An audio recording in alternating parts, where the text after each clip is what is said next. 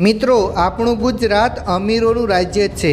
અહીં હવામાં પણ ધંધા અને રોજગારની વાતો થાય છે।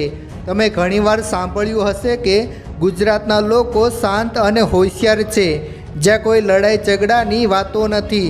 પરંતુ મિત્રો, જ્યારે આપણે ગુજરાતના લોકોના ઊંડાણમાં જઈએ છીએ ત્યારે ખબર પડે છે કે અહીં પણ કેટલાક લોકોના પગ અંડરવર્લ્ડમાં ફસાયેલા છે। જી હા મિત્રો, આજે અમે તમને ગુજરાતના 5 એવા ખતરનાક ગુંડાઓ વિશે જણાવીશું જેમની સામે સરકાર પણ ધ્રુજી રહી હતી અને છેલ્લા નંબરના ગુંડાથી તો દાઉદ ઇબ્રાહિમ પણ ડરતો હતો। નંબર 1, સરમણ મુંજા જાડેજા। મિત્રો, તેને પોરબંદરના રોબિનહૂડ તરીકે પણ ઓળખવામાં આવે છે। જો કે તે ગેંગસ્ટર હતો, પરંતુ લોકો તેને ગરીબોના મસીહા તરીકે જાણતા હતા।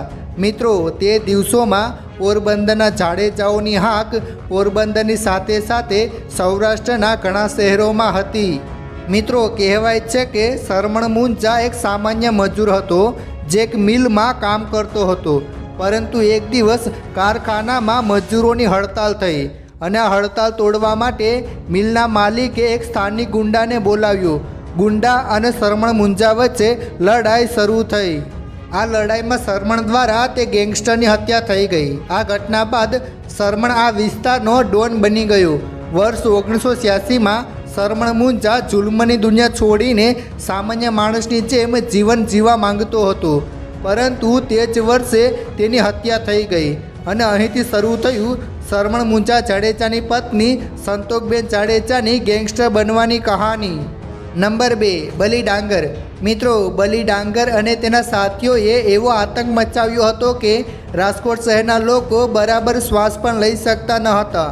ઓપન ફાયરિંગ, ખંડણી, હપ્તા વસૂલી, હત્યા અને અપહરણ જેવા કેસોમાં બલી ડાંગરનું પ્રથમ નામ આવે છે। બલી ડાંગરને સૌરાષ્ટ્ર વિસ્તારનો ભૂમાફિયા ડોન પણ કહેવામાં આવે છે। તેની ઘણી વખત ધરપકડ કરવામાં આવી છે, પરંતુ તેની રાજકીય પહોંચના કારણે તે જામીન પર જ છૂટી જાય છે। નંબર 3, રાજુ રિસાલદાર। 1980ના દાયકામાં ગુજરાતમાં 2 સરકારો અસ્તિત્વમાં હતી। સમગ્ર ગુજરાતમાં સરકારનું શાસન હતું, પરંતુ વડોદરામાં રાજુ રિસાલદારનું શાસન હતું। જી હા મિત્રો, વડોદરામાં રાજુ રિસાલદાર જે કહેતા એ જ થતું। રાજુના ગુંડાઓએ વડોદરામાં એવો આતંક મચાવ્યો હતો કે લોકોનું જીવન હરામ થઈ ગયું હતું। રાજુ માટે ખંડણી, હત્યા, અપહરણ, હપ્તા વસૂલી આ બધું સામાન્ય હતું અને તેની સાથે રાજુને જીવનભાઈ પટેલ સરકારનો ટેકો મળ્યો હતો। તો બીજી તરફ રાજુ શિવસેનાના વડા પણ હતા। આ બધી બાબતોએ રાજુને મજબૂત સામ્રાજ્ય ઊભું કરવામાં મદદ કરી હતી। પરંતુ મિત્રો, કહેવાય છે ને કે બુરાઈનો અંત નિશ્ચિત છે।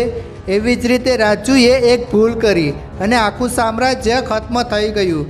તેમણે વડોદરા સંદેશ ન્યૂઝના પ્રમુખ દિનેશ પાઠકની ખુલ્લેઆમ હત્યા કરી નાખી અને થોડા દિવસો પછી પોલીસે તેનું એન્કાઉન્ટર કરીને ખેલ ખત્મ કરી નાખ્યો।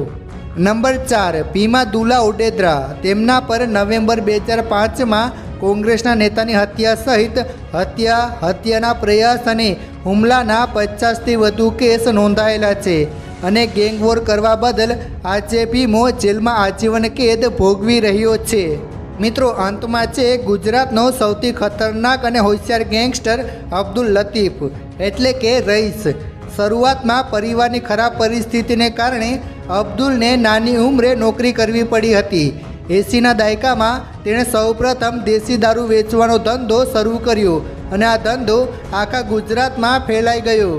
થોડા સમય પછી તેણે હથિયારો સપ્લાય કરવાનું શરૂ કર્યું। હવે આખું ગુજરાત લતીફના નામથી ડરતું હતું। કહેવાય છે કે તેની પહોંચ દાઉદ ઇબ્રાહિમ સુધી હતી અને તેના કારણે અબ્દુલ લતીફનું નામ વર્ષ 1993ના બોમ્બ બ્લાસ્ટમાં સામેલ હતું।